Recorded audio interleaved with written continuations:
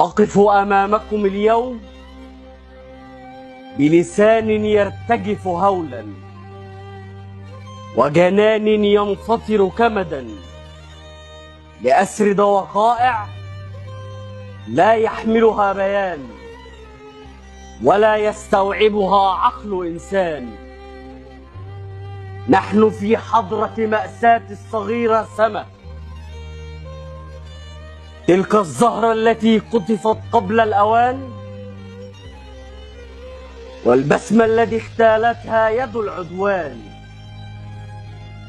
طفلة في ربيعها الثالث ولدت في ظلام النسيان وعاشت في جحيم الهوان، وماتت بين مخالب ذئاب بشرية نزعت من صدورها الرحمة والأمان.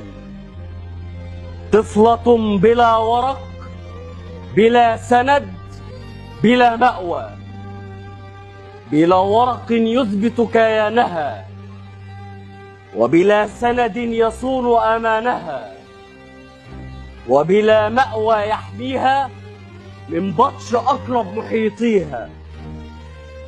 ألقت بها أمها في غياب